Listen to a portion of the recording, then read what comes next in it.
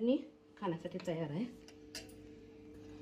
आता हे ज्वारीचं पीठ मी एक अर्धी वाटी घेतलंय। फ्रेश कढीलिंब, कोथिंबीर, कांदा, थोडासा टोमॅटो आणि हिरवी मिरची, चवीपुरतं मीठ, आलं,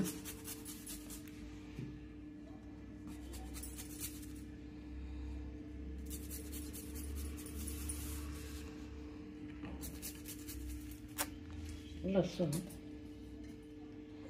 थोडीशी साखर।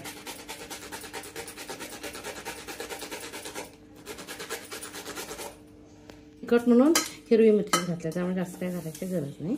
आता परत लाल तिखट घालायची गरज नाही। आता हे पहिल्यांदा सुकच असं हे करून घ्यायचं, एकत्र करून त्याच्यानंतर पाणी घालायचं।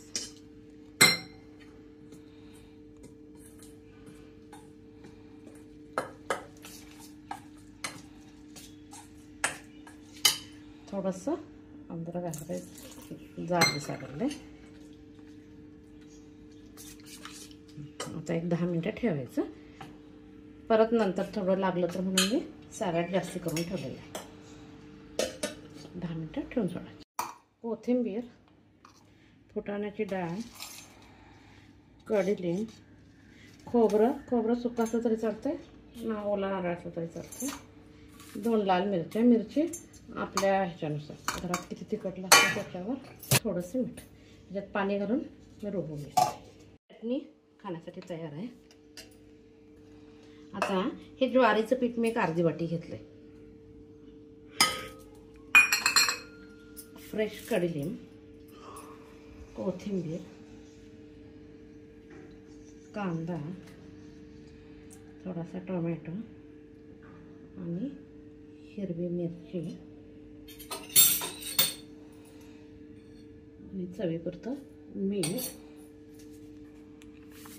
आलं,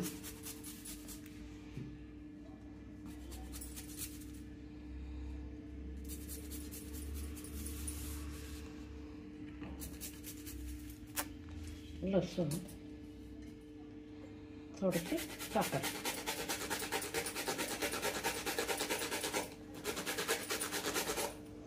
तिखट म्हणून हिरवी मिरची घातली, त्यामुळे जास्त काही घालायची गरज नाही।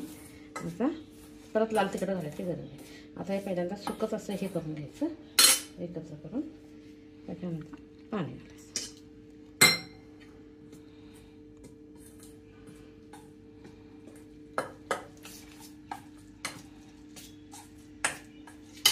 थोडंसं अंदर घालायचं, जाड दिसायला।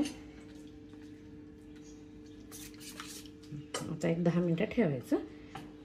परत नंतर थोडं लागलं तर म्हणून मी सॅलड जास्ती करून ठेवलेलं आहे। 10 मिनिटं ठेवून सोडायचं। याचा आपण आपला निघालं की उलटं करायचं, किती छान खरपूस असते। पीठ असं मिडियम ठेवायचं।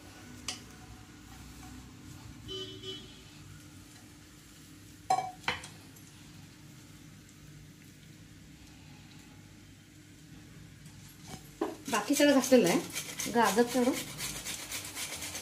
कलर टोमॅटोला छान दिसतं। नंतर छान भाजलेलं आहे, थोडंसं भाजून पीठ पातळ करून घ्यायचं, म्हणजे आपल्याला पाणी तेवढं पसरता येतं। ज्वारीचं भाकरी खायची मुलांना इच्छा नसते, अशा प्रकारे खायचं छान लागते।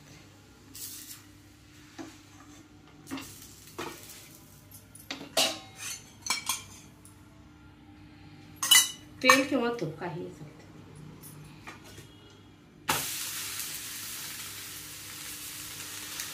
2 मिनिटं कापड काढायचं।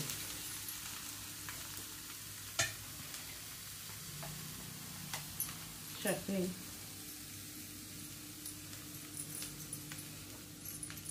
आता स्लोली काढायचं।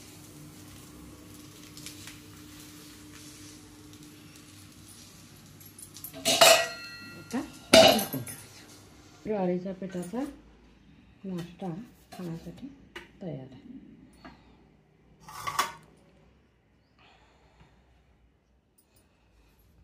बघितलं खोबरं आणि फुटाण्याच्या डाळीची चटणी बरोबर शेंगदाण्याची चटणी